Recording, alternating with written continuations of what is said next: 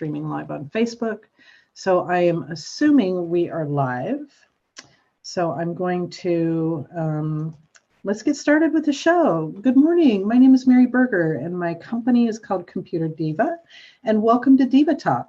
Now, it used to be that DivaTalk was broadcast live every other Thursday night at 7 p.m., but it wasn't quite working out for me, so I decided to move it to Thursday mornings. I'm much, much better in the mornings than I am in the evenings. We will see. Time will tell. And so we are going to be doing this show the last Thursday of every month at 9 a.m. live on Facebook. And I know this isn't the last Thursday of this month, but this is the date that we chose. So we are, from now on, it's going to be the last Thursday of every month, 9 a.m., and broadcast live on the Facebook page of New 72 Media. That's at New 72 Media, and you can find it there. So DivaTalk is produced by New 72 Media, and the brains behind that technology is Kelly Lair, and she is in the background right now producing the show and making sure that everything runs perfectly. So with that said, I want to tell you how you can reach me if you need me for anything, if you need some technology support, some IT support, some computer help, whether it be Windows or Mac. My phone number is 360-567-8838. And my email address for support is helpdesk@computerdiva.biz. You can also go to my online calendar, which is www.computerdiva.biz/appointments. And that will take you to my online calendar where you can set up an appointment to work with me. And where can you find me online? You can find me on Facebook at ComputerDiva and on Instagram at ComputerDivaMJB. So what is going on at ComputerDiva headquarters? As usual, it's been a really, really busy time. So, but I am winding down for the weekend. I have a few more appointments after this show is done. And then I'll be wrapping it up. Just a little bit going on tomorrow morning.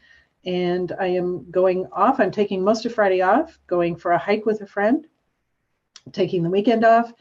I have one phone appointment on Monday. Somebody slid in before I blocked off my calendar, which is just fine.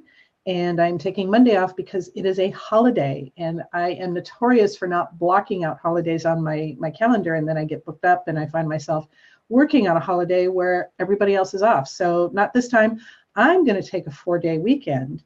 I will still be monitoring email and phone calls, though, so if you have an emergency, I will be available. So with that said, we have a lot to talk about today.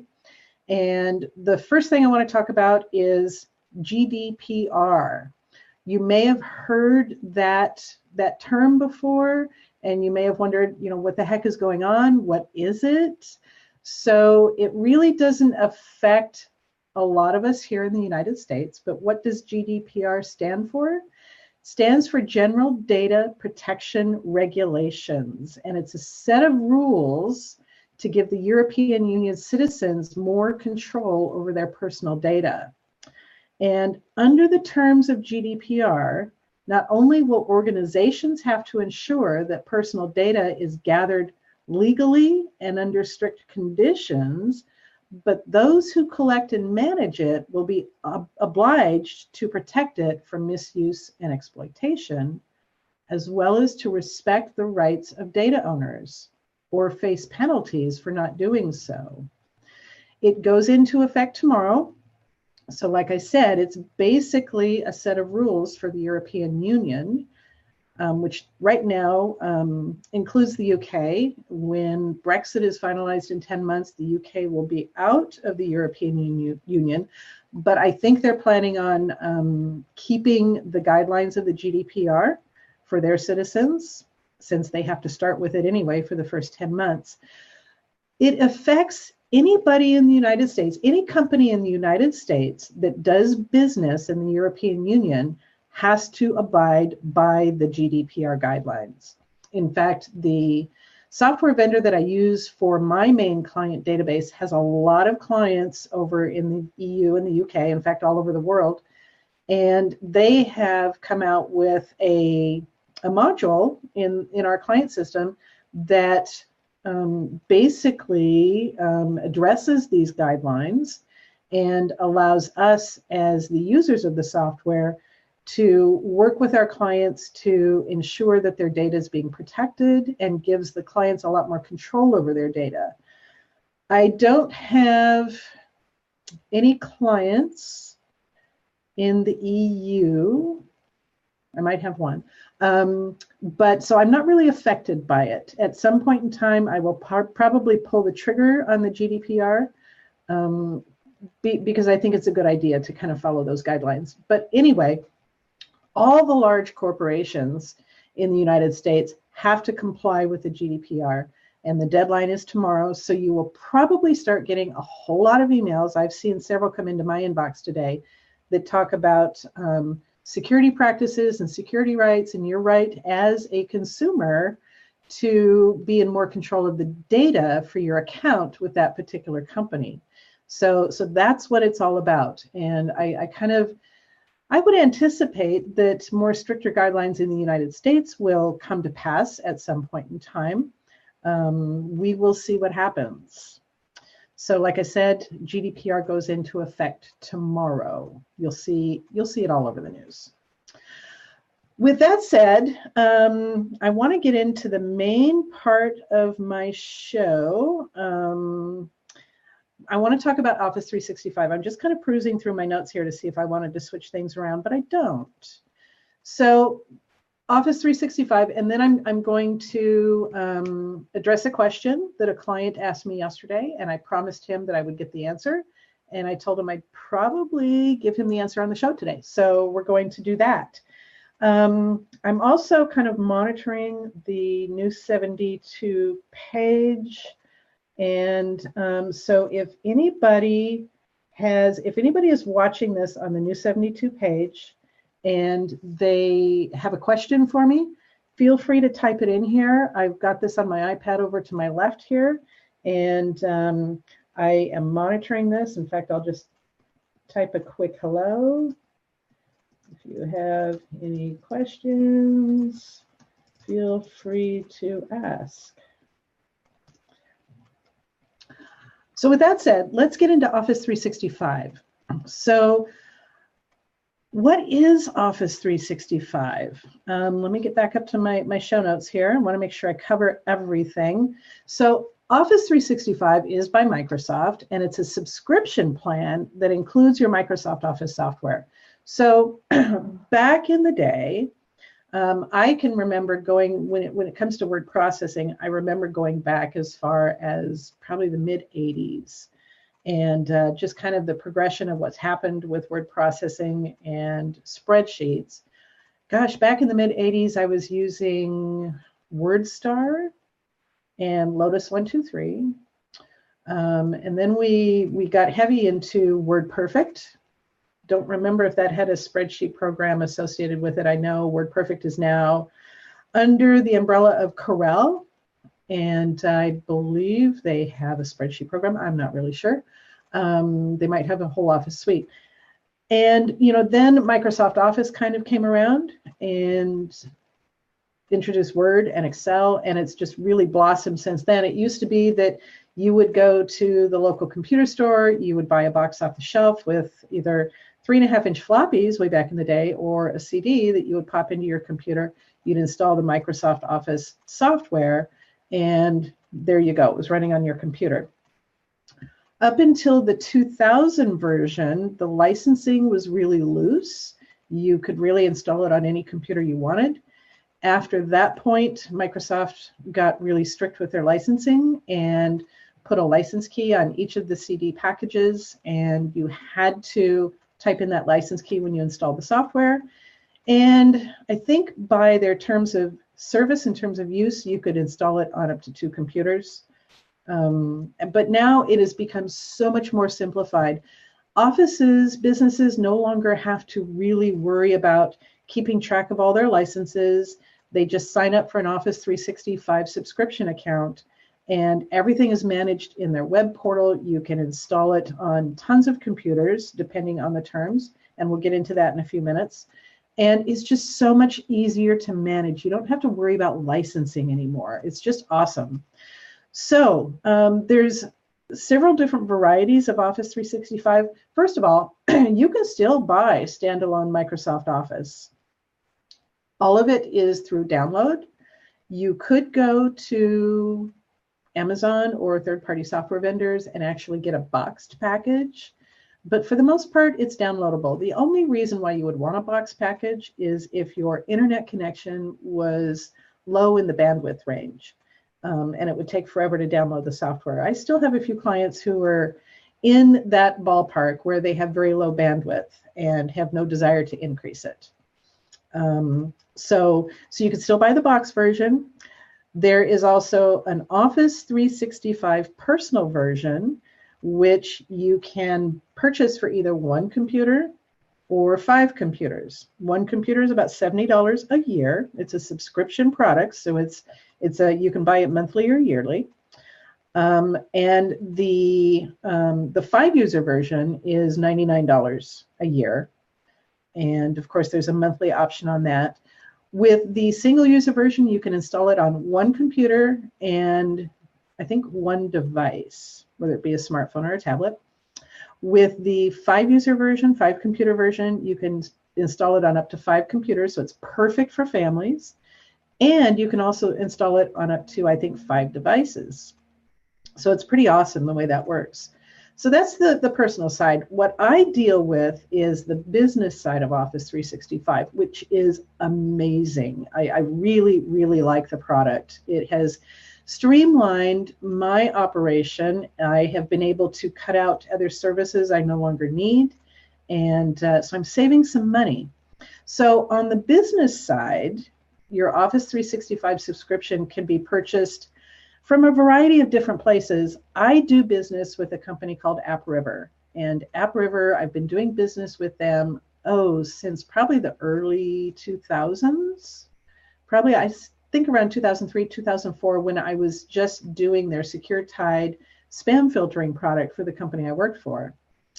And then when I went out on my own, I started doing business with them for my various clients who wanted Exchange type email without having to purchase and manage an Exchange server. So an Exchange server it's a piece of software that runs on a physical server, but it manages your email. And they're pretty seamless. They can take a little bit of time to set up, but they're pretty seamless to manage. But, there's a lot of companies out there who can't afford a server and just want a really affordable option that will give them a lot of benefits. So that's where AppRiver came into play with their Exchange product. Exchange is really the best kind of email you can have. It's secure and it just works, as opposed to IMAP and POP, which you would use for your personal accounts. So then they migrated into Office 365 when that started to come into the forefront, when Microsoft started to release that. And I've been dealing with Microsoft Office 365 for probably, 3 or 4 years.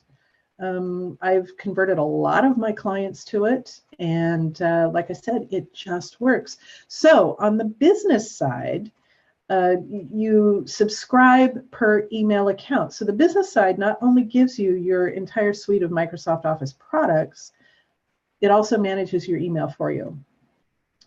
And and it's Exchange-based email.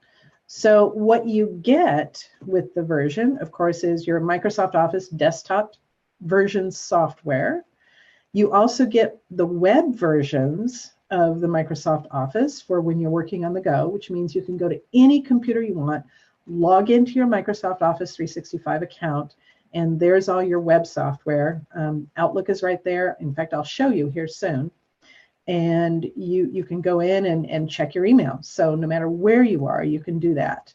You also have options for the app on your phones and tablets, smartphones and tablets. You get 1 terabyte of OneDrive storage per email account. So OneDrive is now coming pre-installed on all Windows 10 computers and has for quite a while. And so you get that 1 terabyte of storage. You also get a terabyte of what they call SharePoint storage to share amongst your team. So OneDrive is personal storage. So if you have a company of, say, 10 people, you each get 1 terabyte of OneDrive storage that only you can go into and nobody else can go into unless you share it out. But if you're going to be collaborating with other people in the office and you've got documents that you want to share amongst each other, that's where SharePoint comes in. And with SharePoint, you share it amongst your teams. So you create teams of users, and then you can create a SharePoint page for those teams. So maybe you're collaborating on projects and you all want to have access to those documents, then you can do that. On the flip side, the entire company can be a team, and you could share company-wide documents, maybe just, office procedures, vacation schedules, that kind of stuff. Just your general documents can go in the overall company team. And the teams are really awesome. And I'll show you kind of what options you have for them.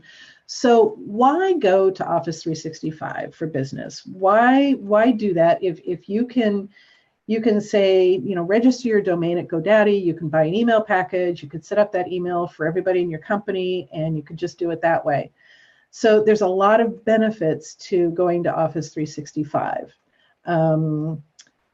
But one of the main benefits is your office is up and running no matter what happens. If you have a technology crash in your office, if you have a fire, a flood, volcanic eruptions, which we are experiencing right now in Hawaii, with the web apps and the OneDrive, if you're utilizing those, your data and your software is accessible from anywhere.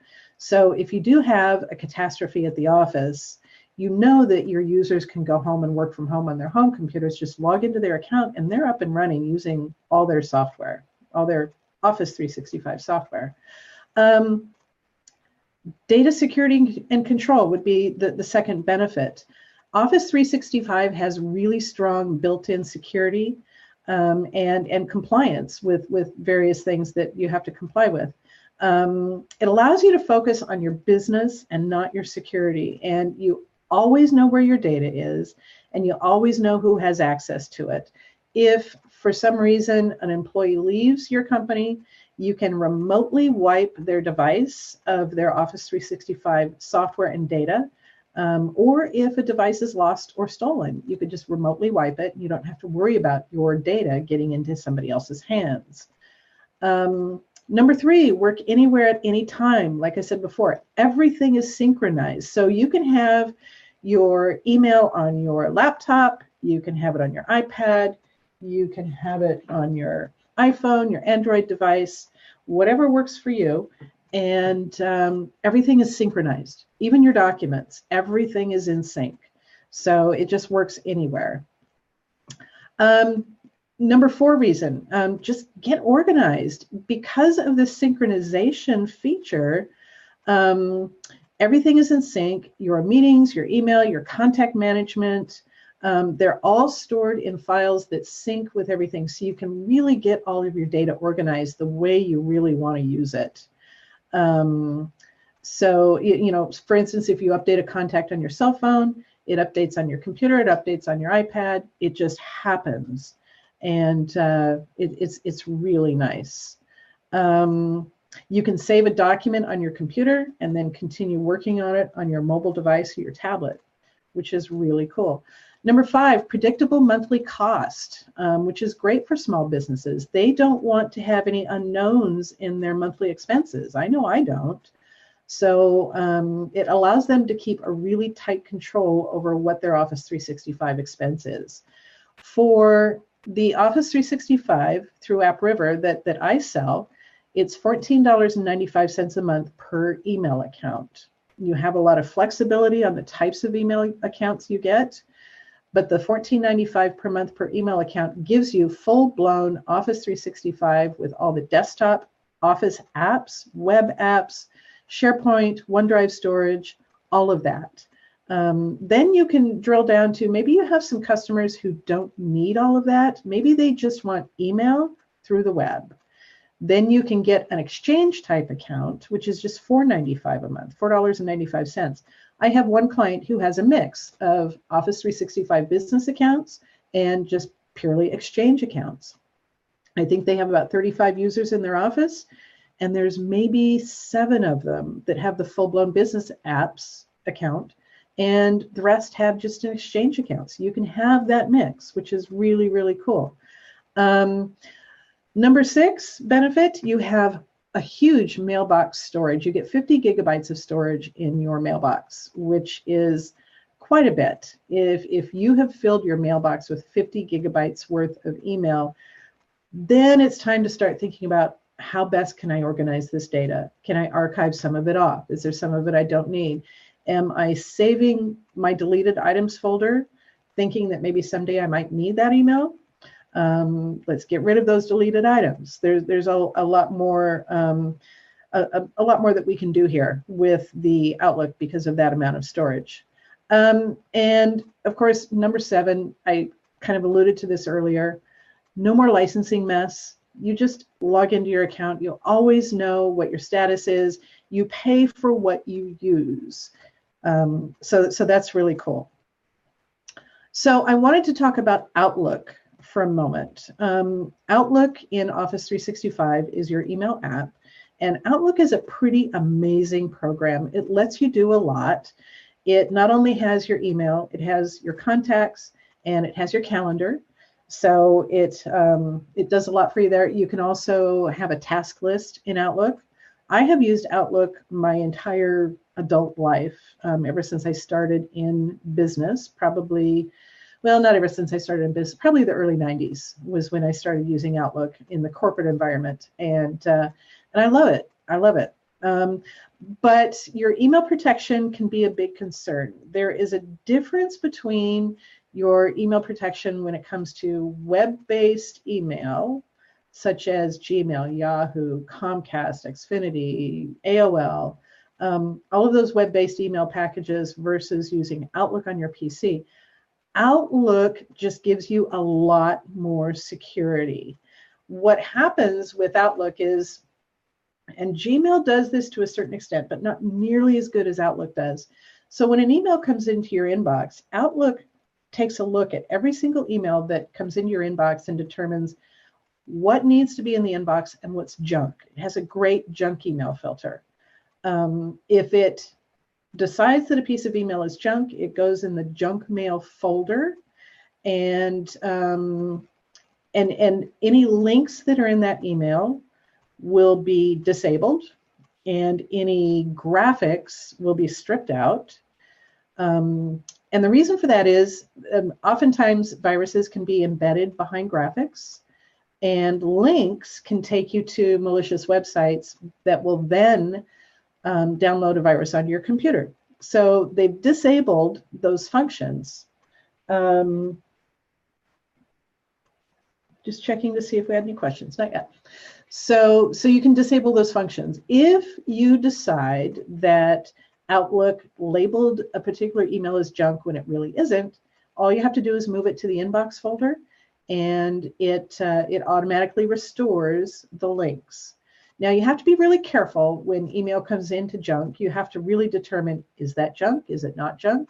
And really look at it with a discerning eye, because you certainly don't want to move it back into your inbox when it's actually like a phishing email that's phishing for information. And if you click on the link, it's going to ask you to type in logins and passwords.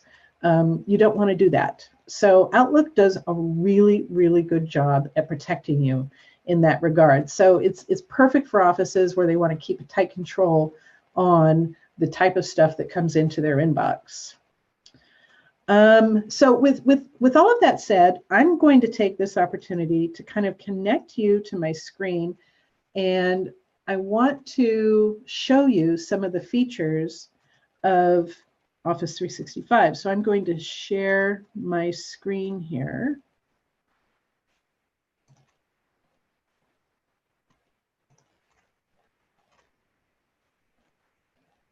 Did that share?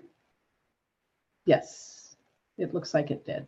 Kelly will let me know if it didn't share, but I should have my Google Chrome is shared here, and yep, there it is. I see it on my iPad. Okay, so when you log into Office 365 on the web,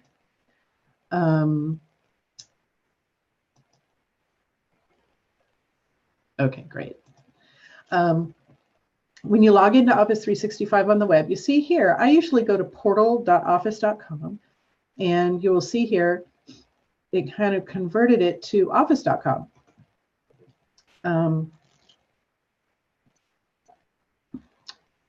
So when you log in, first of all, you're going to see all of your web apps that you have access to. And these aren't all of them. We'll go into the other apps in a moment here.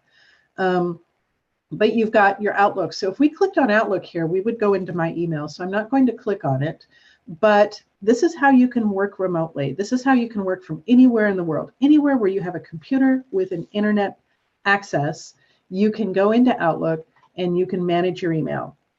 Of course, your OneDrive storage and your SharePoint storage. So those are your two storage bins for documents. You've got full access to all of your documents that are stored in both of those places. It's pretty awesome. You can go into Word, Excel, PowerPoint, any of these applications here, and it's going to open a new tab. And oh, there's some new stuff here. So you can co-author documents in real time with others. That's pretty awesome. So I'll just go in here, and it shows all of my most recently opened documents that I did on my computer. So now I have access to them from the web, which is pretty awesome. And you pretty much have full access to all the Word functions that you would on your computer. So it just takes a moment here to open up this document. And here we go. So we've got our ribbon bar up here with all of our menus, all of our functions. I mean, it's really amazing that you can have access to all of that on the web, no matter where you are in the world. And of course, you can create documents and save them back to your OneDrive or your SharePoint storage. Or, yeah, OneDrive or SharePoint storage. Going back here, so we see OneDrive, Word, Excel, PowerPoint, OneNote, Teams. I'll open that up shortly, and you can take a look at that. There are some apps in here I have never explored and don't know what they do. Yammer is one of them. I think that's almost like it allows you maybe to create an internal social media site for your company. So we won't go into any of these. I'm going to click on Explore All Your Apps. And we'll go down here and take a look. So now here are all of your apps. This is everything that comes with Office 365. And we'll just kind of go through a few of these. Of course, you have your admin portal where you can go to, you can add email accounts, you can delete email accounts, you can manage your entire Office 365 portal. It's pretty extensive. And you really kind of have to know what you're doing to go in here. It's pretty simple to add and delete email accounts. Beyond that, it could be a little technical. Now, if you were to purchase Office 365 with GoDaddy, they lock down the entire admin portal, and anything you want to do in terms of administration for your Office 365 account, you have to call GoDaddy to do. So I always suggest to people never purchase Office 365 with GoDaddy because it's very limited in what you can do. So the next one here, bookings, online appointment scheduling, which is pretty awesome for you to get through Office 365. You can go in here, set it up, put the link on your website, and boom, you could push that out to your customers and say, if you want to, schedule an appointment with me, go ahead and go to my website, click on this link, and here it is. And it's all part of Office 365. I have not explored that. I have an online calendar on my website that I really like. But at some point in time, who knows? I might, just take a look at that. The Business Center, a business app for your appointment scheduling, invoicing, email marketing, and managing your online presence. I haven't used that either because I have other apps for that I'm really happy with, and they're specific to the industry that I work in, the tech industry. So I don't do that. I do use the calendar, use it pretty heavily. And in fact, it is, I've got on my site, I've got everything actually goes on my Gmail calendar, but it syncs with this calendar here so I can see it in Outlook. Don't know anything about Delve or Dynamics 365. I have not explored those yet. Delve Insights. Yeah, so we'll kind of skip those. Of course, Excel, we all know what Excel is. Flow is kind of interesting. I haven't explored that yet either, but apparently you can do workflows that will kind of connect different apps together to kind of streamline your workflow. So that's kind of interesting to look at. Forms, surveys, quizzes, and polls and minutes, pretty interesting. I haven't done that. There's a lot in here I haven't done because there's so much you can do. News feeds, you can aggregate all your news feeds into the newsfeed drive. Of course, your OneDrive app. OneNote is very similar to Evernote. I'm a heavy Evernote user, and I suppose I can convert everything over to OneNote and remove my annual Evernote fee. I may consider that at some point. I was actually using Dropbox for my data storage until a few months ago. I got rid of Dropbox and moved everything over to SharePoint. So why pay the $11 a month for Dropbox when I can have it in SharePoint for free? Of course, Outlook people, these are all your contacts. Planner, this is kind of really interesting. This is for like project management. Tasks, share files, chat about what you're working on with your coworkers and team members. Pretty cool. Power Apps, you can build mobile and web apps for your company, which is kind of cool. Of course, PowerPoint presentations. We have security here, SharePoint. Staff Hub is really kind of cool. You can share your work schedule online with your various staff members.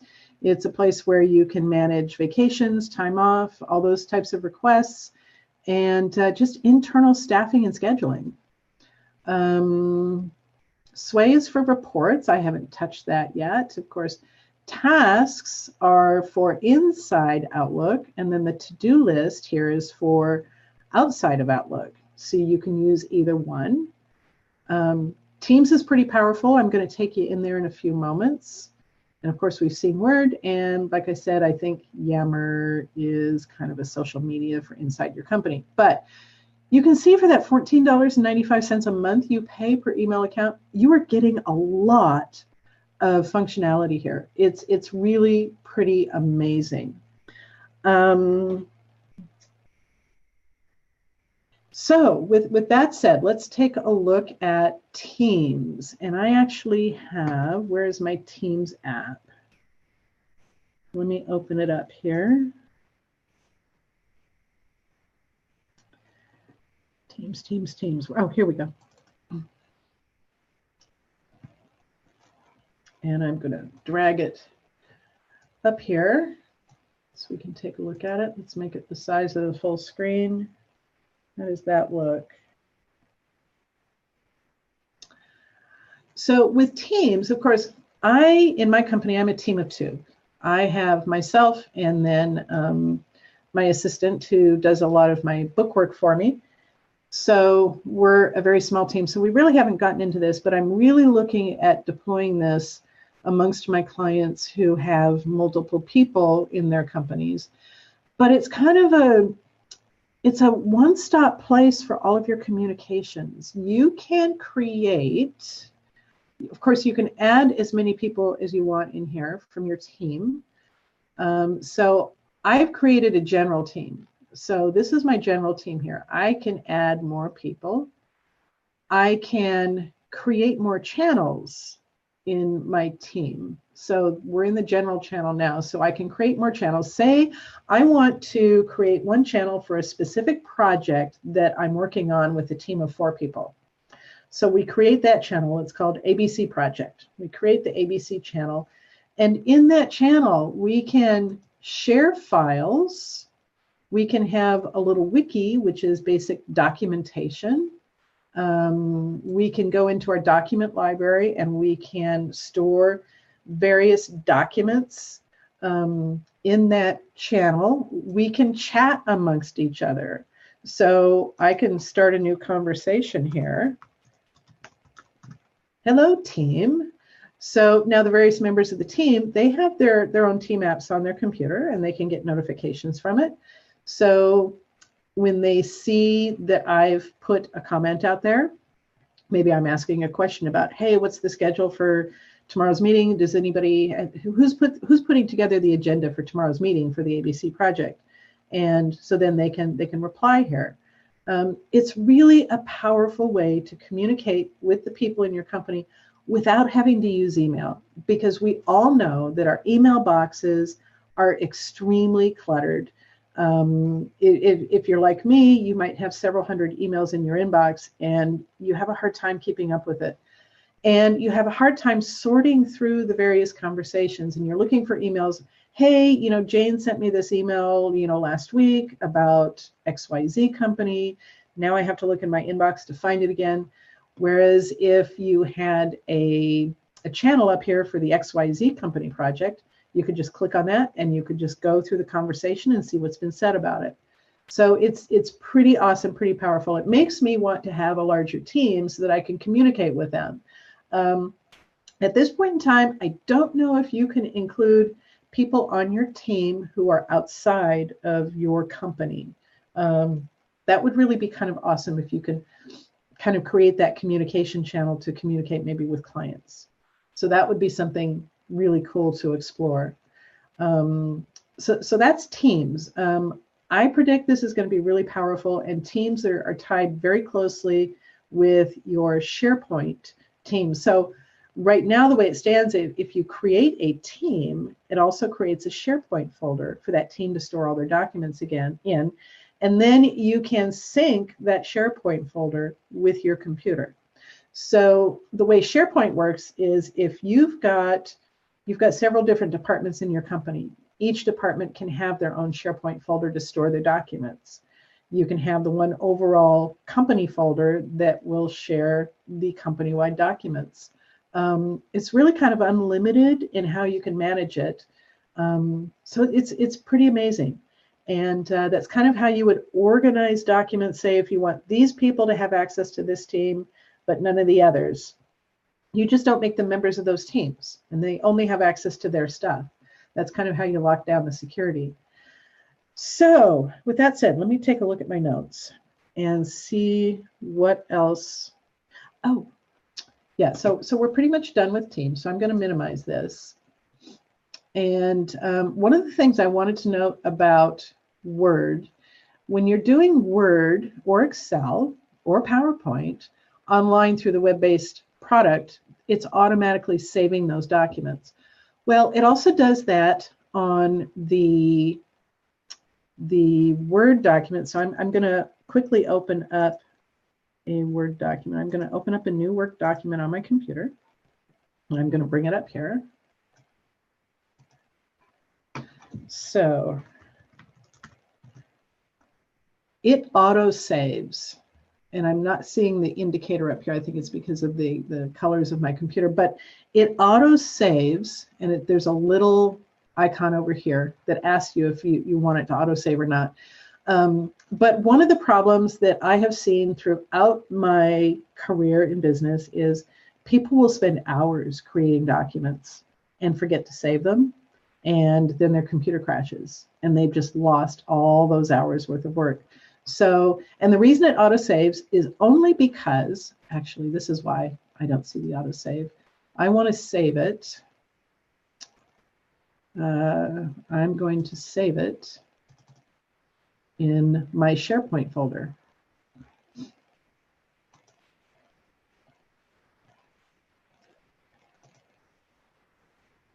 There we go. Now we see up here in the upper left-hand corner, autosave is on, because it's now shared in my SharePoint folder, or stored in my SharePoint folder. If it's stored on the hard drive on your computer, it will not autosave. And the autosave function is awesome. It also allows other people collaborating with you to then be in that document at the same time, or go into that document shortly thereafter. Everything you've done has been saved. You can collaborate a whole lot easier with each other with the autosave function. So that's really, really cool. I will close this. I think I want to go just for a moment into the admin area of Office 365. And their interface is really kind of cool. It makes it really easy for you to administer the basics. And if we wanted to add a user in here, we would just go in here, add the user, specify their role, specify what product license. Do we want a business premium? If I had just exchange only licenses on my account, I could choose that from here. We can also create a user without a product license, but they'd have no access to Office 365 until you assign a license. So not sure exactly why that's there. So pretty simple to add a new user to the account. This is kind of just the dashboard of your Office 365. Of course, if you've added a new user, you can log into Office 365 on their account and then go over here and click Install My Software. And it will download and install the full version of Office 365 onto your computer. That's how easy it is. So there's a lot more functionality over here on the left-hand side, and of course the admin centers. This is where you can go into the administration for all the various apps that you've got. I work a lot here in the SharePoint site.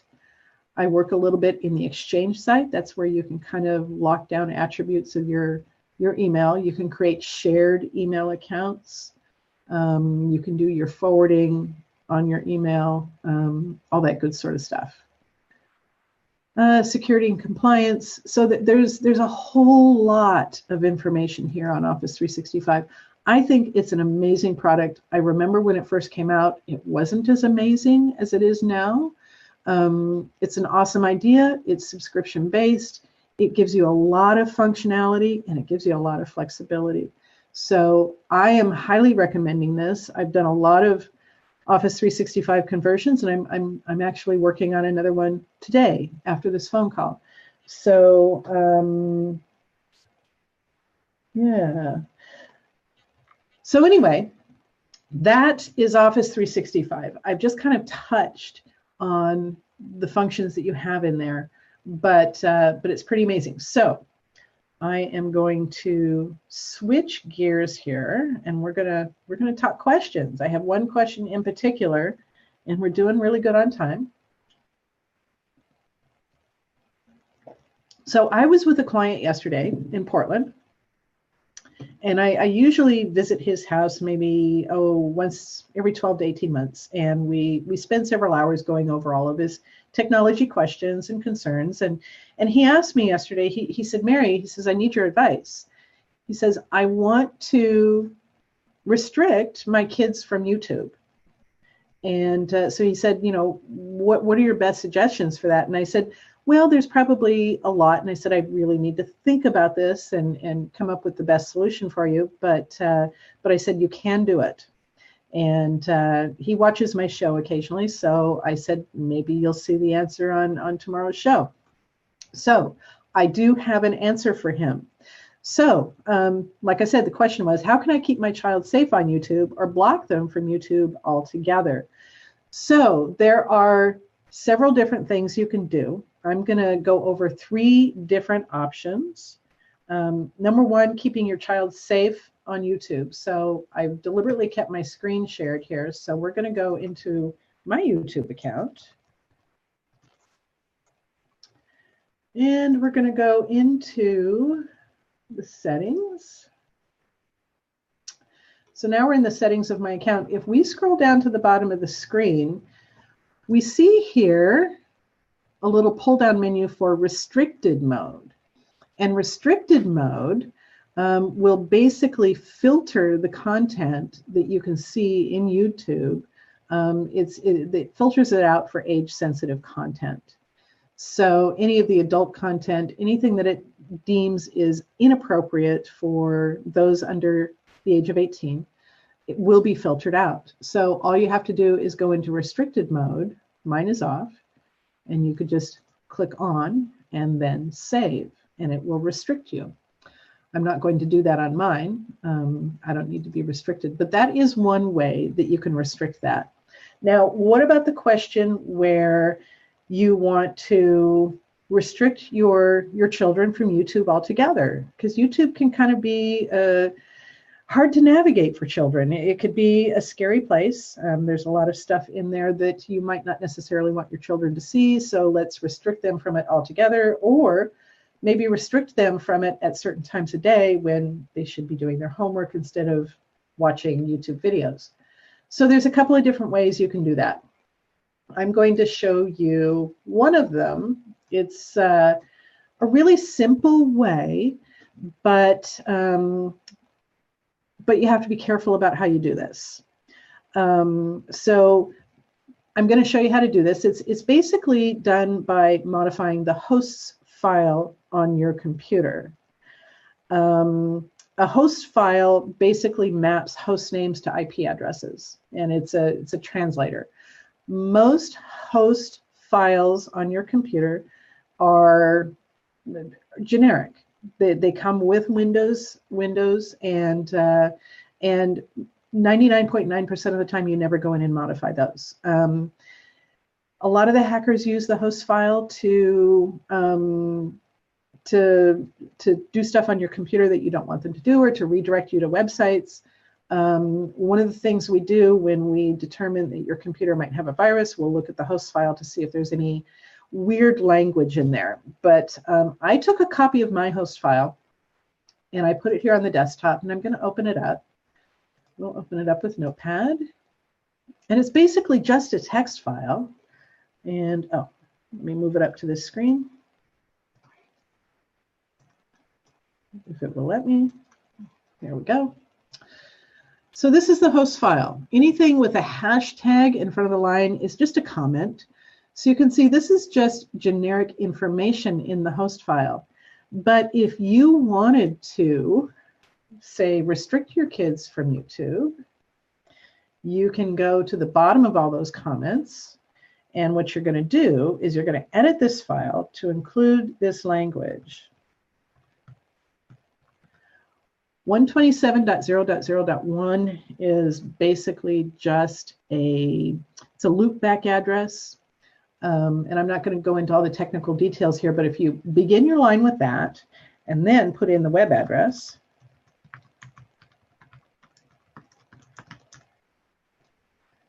now nobody working on this computer, once you save this, will be able to go to YouTube. So anything you put in here, you can put any website you want. Once you save it, then you won't be able to go to that website address on YouTube. You need to be really, really careful with the host file, because it can kind of, if you don't do it properly, you could lose access to the internet. So you want to be a little mindful of that, and maybe have your IT professional do that for you. The other option, which I think is the better option, is to manage all of this through your router. And I'm going to pop open this screen. Let's make it, open up another tab here. I'll go to the address, and I'll make the screen bigger. So you can do it through your router. And what you need to know in order to do this is need to know the IP address of your router. So let me show you how to do that. The IP address is a specific address, and each device in your network has it. Your computer has an IP address, your router has one, your cell phone has one, your tablets. Anything connected to your network gets assigned a unique IP address. And in order to find out what your IP address is, or what your router's IP address is, you have to go to the command area of Windows. So I'm just going to open up a command window, and then I'll share it with you.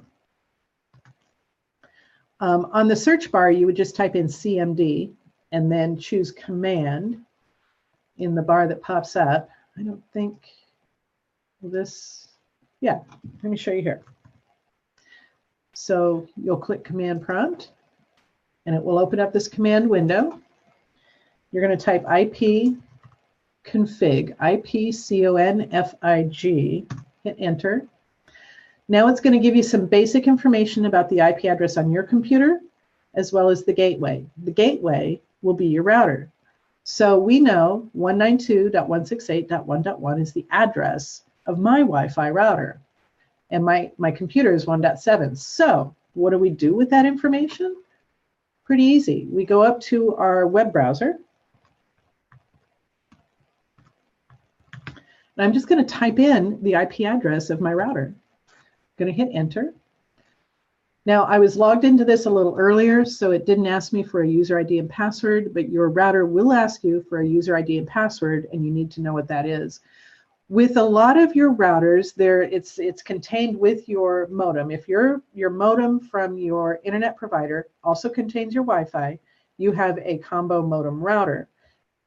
Excuse me, and there will be a sticker on the side of that combo modem router that has the admin, login, and password, and that's what you would use. I usually change those when I install them, and I document it, and I give it to the client. So at some point in time, if I installed your router, you have the documentation.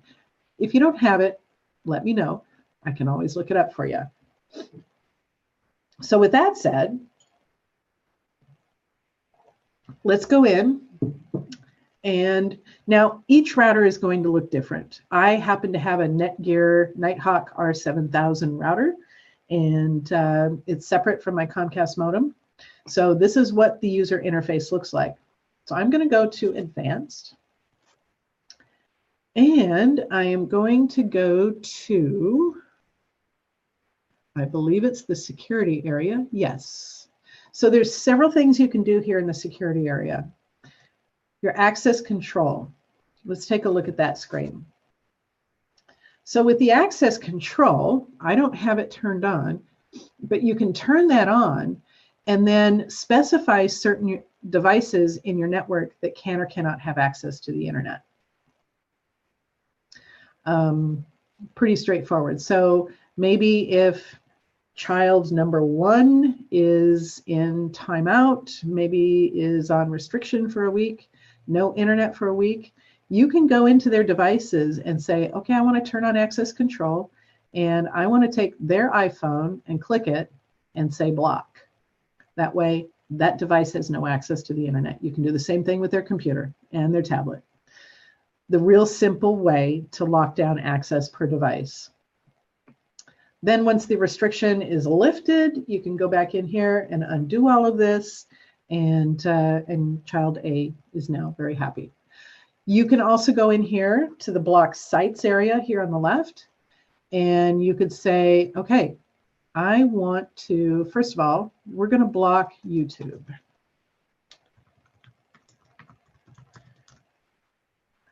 And we're going to add that keyword. It adds it to the list. And then we're going to go up here and we're going to say apply. So YouTube is now being restricted from your network. So let's go. I'm going to open up Microsoft Edge. And YouTube. It didn't do it. What did I do wrong? Keyword blocking. You know, I tested that this morning and I had the same issue and I fixed it. Keyword blocking always. Let's add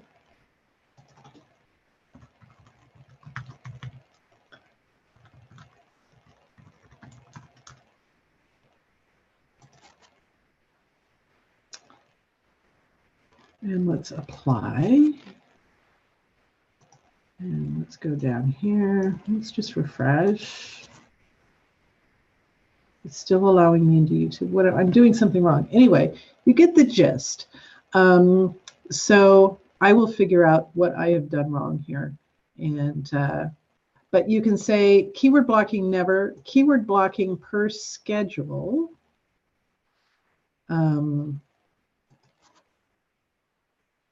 And there must be a way here where we can set up the schedule. Oh, here, schedule. So here's your schedule. So you can say, okay, every Monday through Friday at, I'm going to start blocking at 3 o'clock in the afternoon, and I'm going to block until 7 p.m. Typically the time when kids are most likely doing their homework. So you can block them from going to that website during those times. Outside of those times, they can go to YouTube whenever they want. And you can also have your little restricted access on YouTube. One thing I forgot to tell you about the YouTube restricted access is with the restricted access. So if we go here to restricted mode and turn it on and save, you've got your restricted access on, but you have to do it per browser on every computer. So you have to say, okay, my child has Google Chrome, my child has Edge, my child has Firefox. You have to do it on all three. And if your child figures out how to turn that on and off, they can easily do that. So doing it through the router is probably your best bet. So I hope that answers his question. I'm going to stop sharing. And I'm going to minimize this little window here. I'm going to get rid of this.